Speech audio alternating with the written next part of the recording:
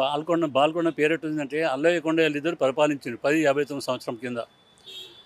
అలంగిరి పాసిన న్యూఢిల్లీ నుంచి దండయాత్ర చేస్తారు 11 నాట్ 1ల. అప్పుడు అల్లయ్య కొండను చంపేస్తారు.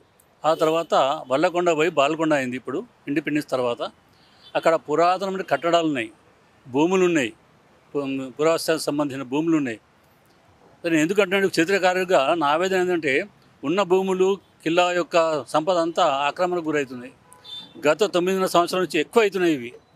నా బాధ ఏంటంటే నేను ఆల్రెడీ అల్లకొండ ఊరు ఉద్భవం 5 ఆలయ ప్రసిద్ధి అని చెప్పేసి ఒక బుక్ కూడా రాసిన నేను. రేపు ఫ్యూచర్లో నెక్స్ట్ పిల్లలకు అల్లకొండ ఊరు ఉండనట, కిల్లా ఉండాడని చెప్పుకుంటారు. ఇప్పుడు ప్రస్తుతము రామచిలుకలు ఉన్నాయి సార్, కనబడతలేవు. ఎందుకు కనబడలేవు? సెల్ ఫోన్ చేయడం వేస్తాం వల్ల నాకు కనబడలేదు. రేపు ఫ్యూచర్లో కూడా మన పిల్లలు బాల్కొండ కిల్లా ఉండనట అని చదువుకుంటారు బుక్లో చూసి, ఆ ఫోటోలు చూసి. నా ఆవేదన అంటే ఉన్న కట్టడాలను మనకు రక్షించుకోవాలా అని 2 సార్లు నేను అప్పగించిన, ఏం పట్టించుకోలేదు. మళ్ళీ ఈరోజు చాలా ఆవేదన వ్యక్తం చేసిన. నేను ఎందుకు పట్టించుకున్నా సార్ అంటే నాకు ఒక చరిత్రకారుడు నేను పట్టించుకున్నా. ఇంత దూరం వచ్చి మీకు రిప్రజెంట్ చేయడం ఏంది అయితే ఈ విషయం ఏంటంటే, విచిత్ర విషయం ఏంటంటే పురావస్తు శాఖ వాళ్ళు ఏమంటారంటే మాకే జీతాలు లేవు 3 నెలల నుంచి, ఒకసారి వస్తున్నాయి, మేము మీ దగ్గరికి వచ్చి ఎట్లా మేము పరిశోధన చేస్తాము, ఎట్లా కాపాడతామని వాళ్ళు అంటున్నారు. మరి ఎవరు చేస్తారు ఇది? కిల్లాని రక్షించేది ఎవరు? కేంద్ర ప్రభుత్వమా, రాష్ట్ర ప్రభుత్వమా? ఇద్దరు ప్రభుత్వాలే ఉన్నాయి, ఇద్దరు భాగస్వాములు చేయాలా. మరి ఎవరు ఎప్పుడు చేస్తారు? జీతాలు లేవని వాళ్ళు అంటున్నారు, చూసే వాళ్ళు ఎవరు లేరు. మాలాంటి పట్టించుకుంటే పూర కట్టడాలు కాపాడడానికి పట్టించుకుంటే ఎవరు పట్టించుకుంటారు? 1100 సంవత్సరాల కింద పూర్వం కిల్లా. ఒకప్పుడు దేశంలో 2వ రాజధానిట. మద్రాసు నుంచి ఉమ్మడి తెలుగు రాష్ట్రం ఉన్నప్పుడు సనుగుల వీరస్వామి అని చెప్పేసి ఆయన స్వయంగా భారతదేశం దక్షిణాయాత్ర పాదయాత్ర చేస్తూ బాల్కొండ 3 రోజులు ఉన్నారు.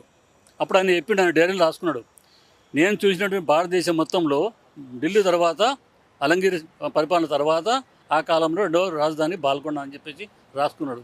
అంత చరిత్ర బుక్ ఉన్నది.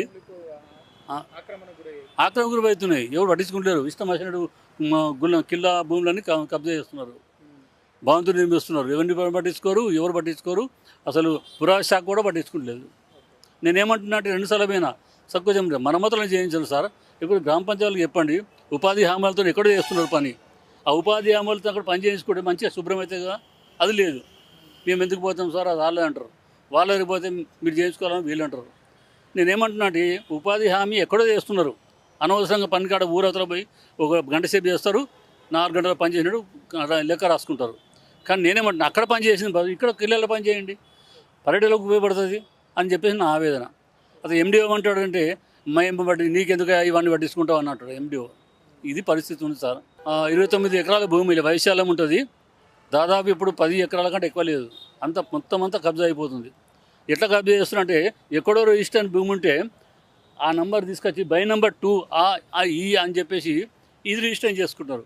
భూమి అక్కడ ఉంటుంది, వర్షం ఒరిజినల్ పట్ట, నిర్మాణం మాత్రం ఇక్కడ. ఇట్లా ఉంది పరిస్థితి.